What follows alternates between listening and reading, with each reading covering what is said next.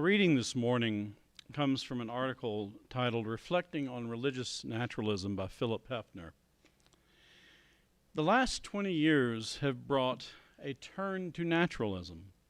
This turn has occurred in the wake of the sciences, giving us a picture of nature as incredibly varied and incomprehensive.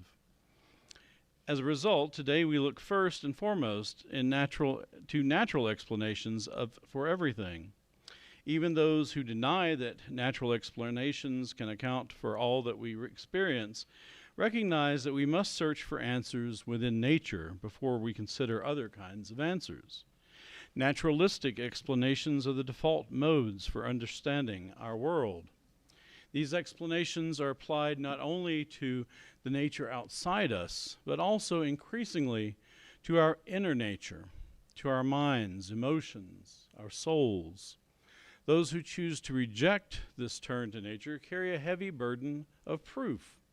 For this reason, it is important that widely acceptable naturalistic perspectives be developed.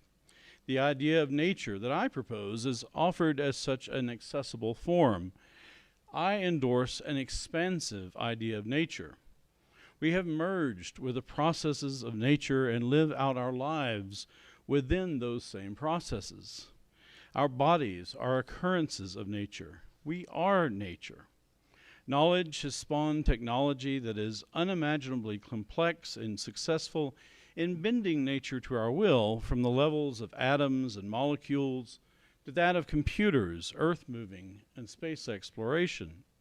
At the very same time, our knowledge reveals to us how much more there is to know, and our attempts at control reveal how successfully nature can defy our attempts to tame it. Nature is more than we can comprehend, and more than we can ever bring under our complete control. This awareness brings us to the reality of mystery. Mystery is not a matter of ignorance, not a matter of not knowing enough. Mystery is a matter of richness and texture. Mystery is the endlessly knowable. An offering to support the mission of this church will now be given and gratefully received.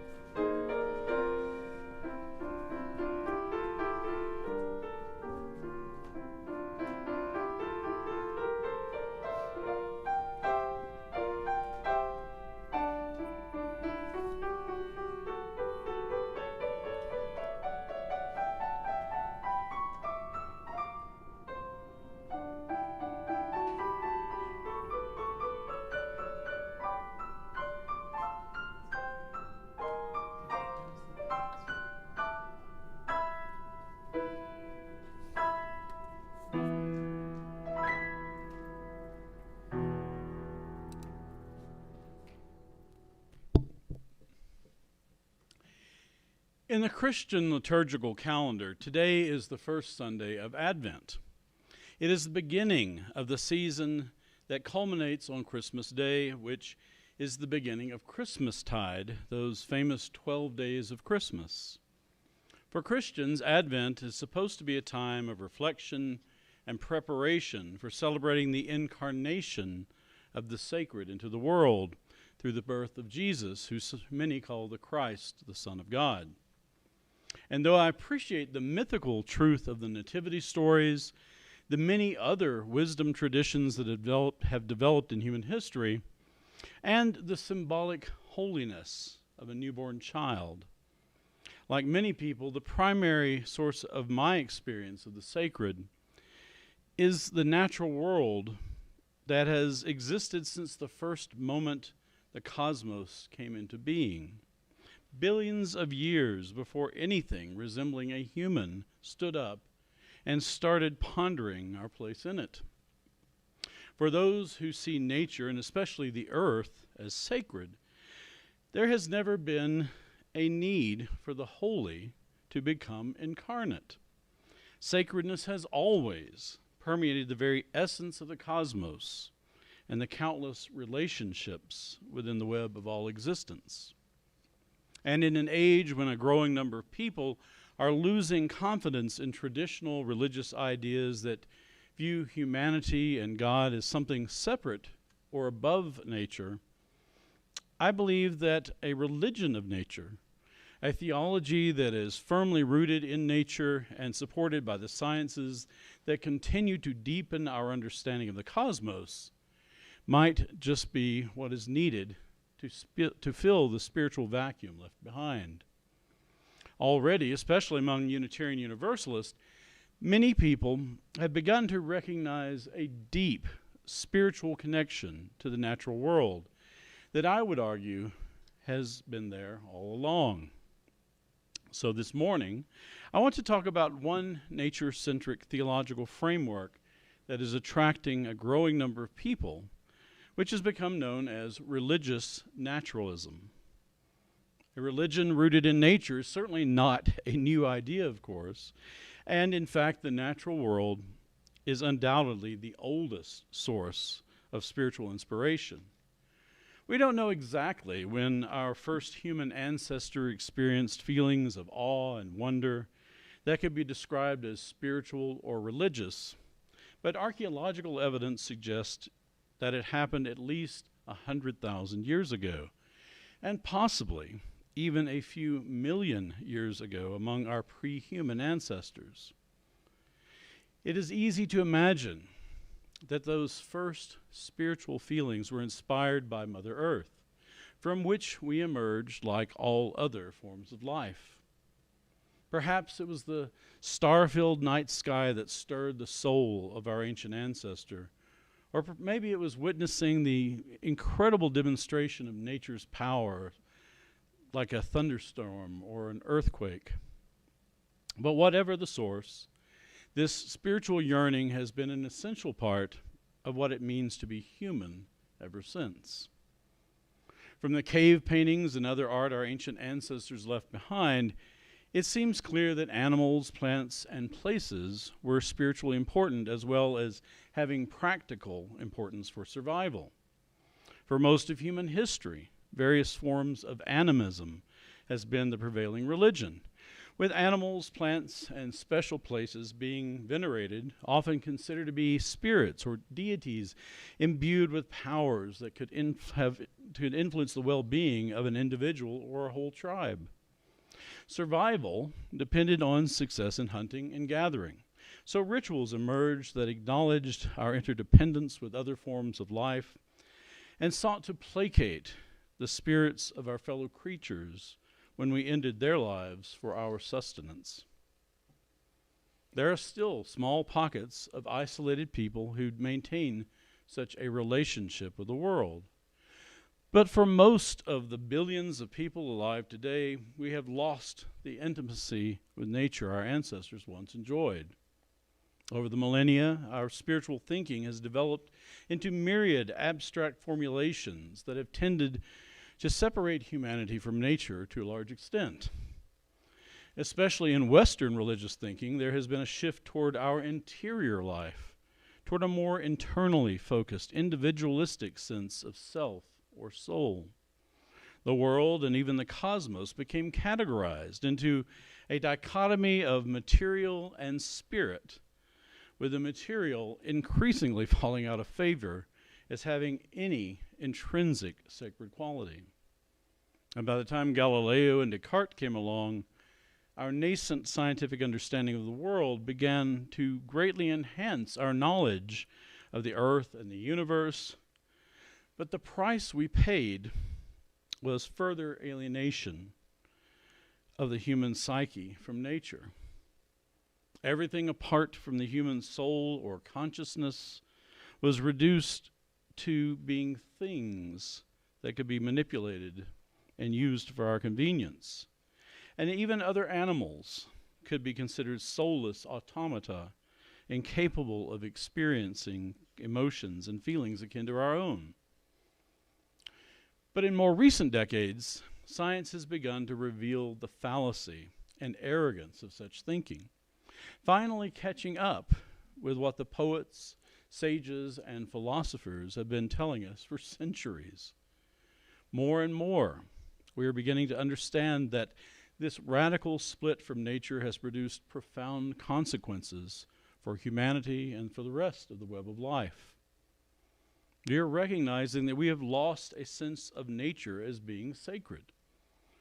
Deep down in our soul, it seems we long to restore our spiritual connection to the earth and our fellow creatures, to reunite our human consciousness with nature on a fundamental level. Intuitively, we long to be whole by extending our sense of self beyond our single being, to become attuned to the interdependent web of existence as an ecological self enveloped by relationships. When we start to listen to that still small voice within, calling our attention to our relationship with nature, we are faced with a decision. One option that many religious institutions and individuals have unfortunately chosen to take is to simply ignore that voice and the growing chorus of voices around the world calling for a restoration of the earth-human relationship. Instead, doubling down on tradition at the expense of intellectual integrity and our planet's well-being. There are plenty of people who deny evolution, climate change, and anything else that challenges traditional beliefs, despite all the available evidence or the urging of those who have dedicated their lives to learning and education. I can appreciate the pain and sense of loss that can accompany a profound change in one's beliefs. And though we respect the right of individual conscience for the good of all life on earth, sometimes we will be forced to challenge outdated, even dangerous beliefs by promoting education and debate. Some people will never be convinced, but I have hope that eventually a restoration of the human-earth relationship is not only possible, but inevitable. Nature may be indifferent to our human suffering, but our survival as a species necessitates a change of perspective. The other option is to respond positively and reconnect with nature in some way. And there are many spiritual paths we might explore. Some of those who have walked away from the mainstream traditions have chosen to explore ancient pagan and indigenous spirituality for wisdom that might be relearned, or reimagined at least, from our ancestors who lived more closely with the earth. There is renewed interest in Wicca, Celtic paganism, Native American spirituality, goddess worship, and earth-based spirituality of all kinds. And many Unitarian Universalists are attracted to such teachings and practices. It has also influenced our Unitarian Universalist faith as a whole, broadening our exploration of the rich, nature-oriented spiritual traditions.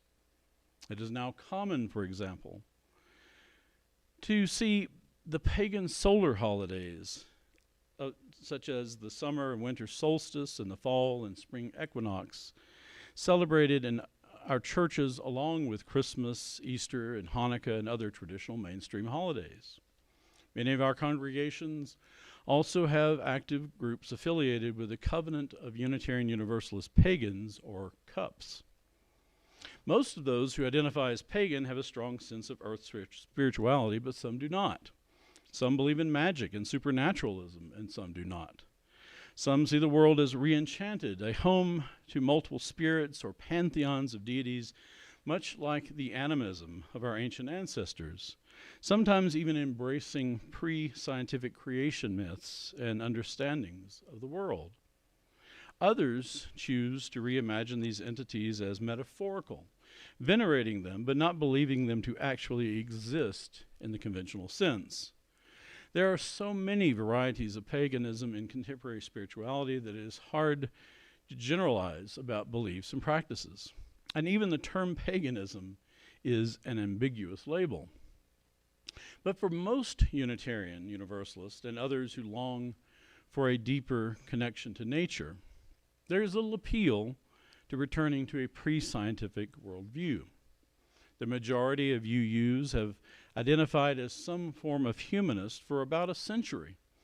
So it is understandable that a nature-centered theology that would gain traction must be intellectually tenable and address the importance of human suffering and justice. Religious naturalism seems to be a good fit, but we should acknowledge that the label represents a broad spectrum of beliefs, ranging from the strictly scientific to the highly mystical. Most of us have encountered a variety of spiritualities that have influenced our search for truth and meaning, such as Buddhism or Taoism. So even if we identify as a religious naturalist, we will probably still need to explain what we mean. Some of my colleagues have tried to nuance the label to clarify their unique theological perspective. For example, the late Reverend William R. Murray called himself a humanistic religious naturalist, but I find this a bit awkward and not very useful outside of theological discussions. Identifying as a UU religious naturalist is about as far as I'm willing to go. But no matter how we describe what is common to all of us who identify as a religious naturalist, the common idea is that nature is the fundamental spiritual gateway in our approach to religion. A leading religious naturalist philosopher, Donald A. Crosby, describes his journey to this path nicely, writing, "For a time I had been attracted to religious humanism as an alternative to theism, but now I began to realize that human beings, as one spin-off of the irrepressibly creative workings of nature, should not be regarded as religiously ultimate themselves, but rather as evidencing with other forms of emergent life the ultimacy of nature." The current state of religious naturalism as a religious movement is that there exists a subset within Unitarian Universalism and a handful of other traditions, namely among very liberal Christians. There is no church of religious naturalism, nor is there likely to be one anytime soon. But there is an active religious naturalist association and a UU clergy group. And if anyone were to challenge the idea that religious naturalism is a real and viable theology, I would counter by pointing to the characteristics of what makes a theology distinctive, especially the capacity to inspire awe and wonder and reverence in the human psyche. It is easy to experience profound sacred feelings in nature, whether it is an encounter with incredible beauty, a sublime moment of humility, or a truly awe-inspiring vista. The same can be true with even the smallest encounter with a plant or animal. And it is a rare day that I don't see something come across my Facebook feed or email about the discovery of new stars or galaxies, even mysterious entities in space coming from the James Webb Telescope or other means. In recent months, new discoveries are even challenging the predictions of the current Big Bang theory of cosmic origins. Meanwhile, here on Earth, we are learning extraordinary new things about plants and animals, new species, and new relationships between the millions of forms of life on Earth. There is so much to fill our spiritual yearnings that I suggest you could even embrace a kind of exclusive religious naturalism that is entirely centered on the Earth and our shared biosphere, without worrying about the enormity of the cosmos at all. But it is hard to contain the human imagination.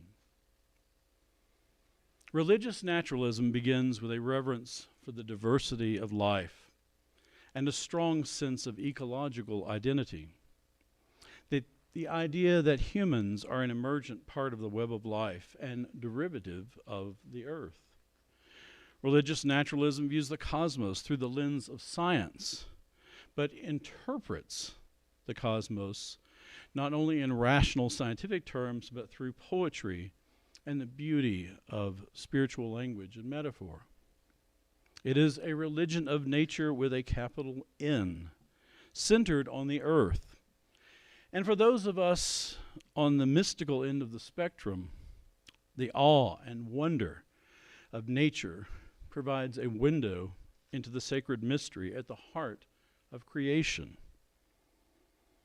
The sacred story of religious naturalism is what the theologian Thomas Berry called the great story, or what Brian Swim and Mary Evelyn Tucker called the journey of the universe. It is the epic story of how our universe evolved over the last 13.7 billion years. And unlike in dogmatic religion, this new sacred story evolves as new scientific discoveries are made. The sacred task to which religious naturalism calls us is what Berry called the great work, the work of transitioning the human presence on earth, from being detrimental to being a sustainable presence in harmony with the wondrous diversity of life.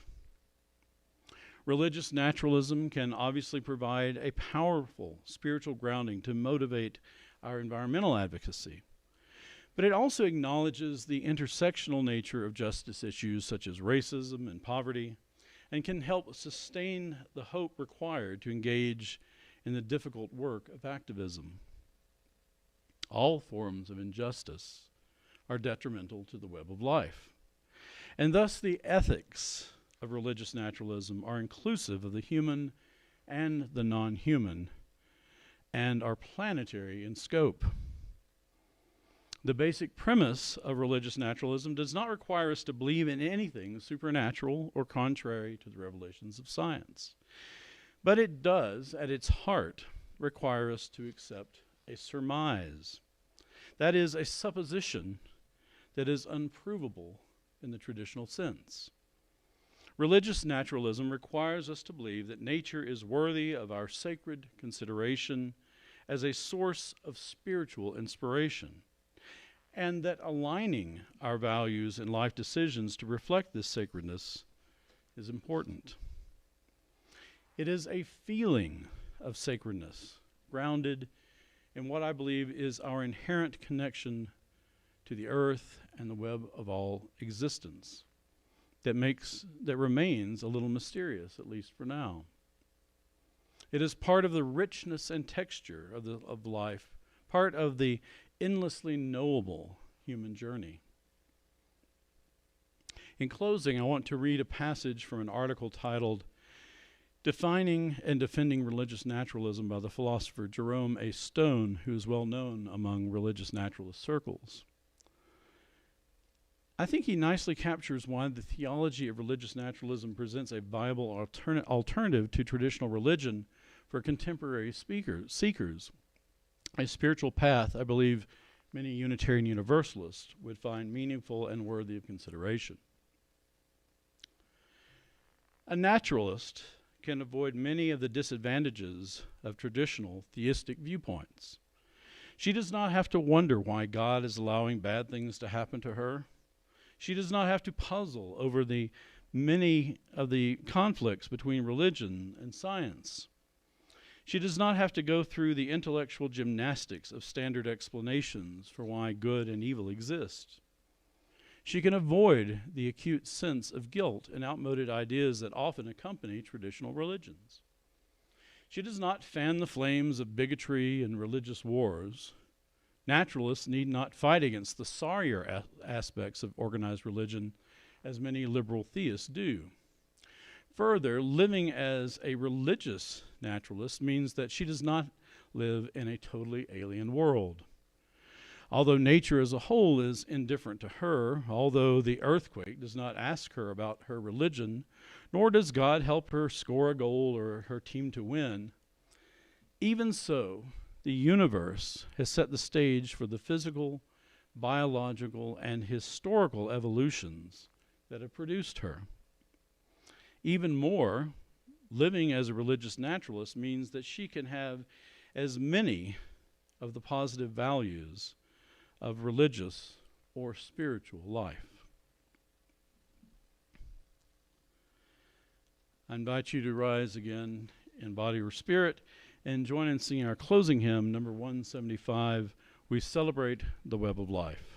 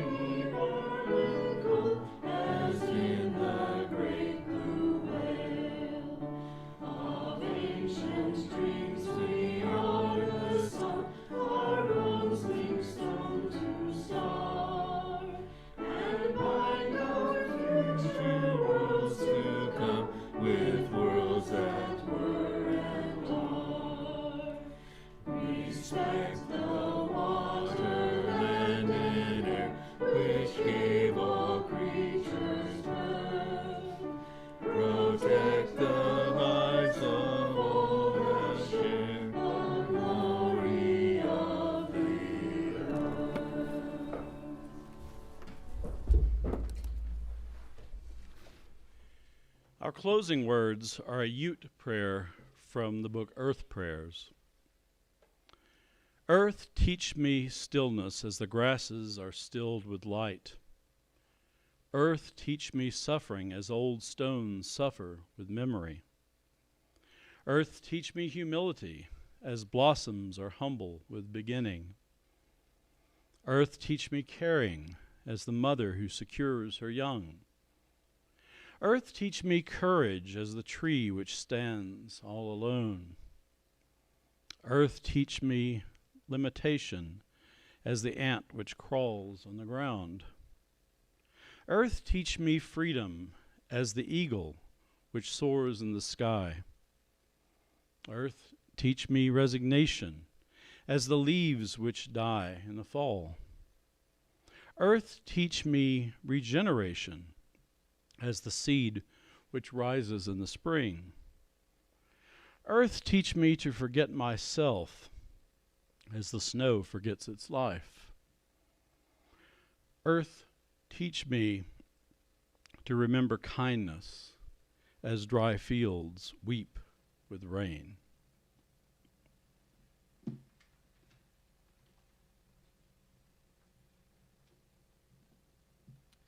Please join me in extinguishing the chalice. That's in the words that are in your order of service. We extinguish this flame, but not the light of truth, the warmth of community, or the fire of commitment.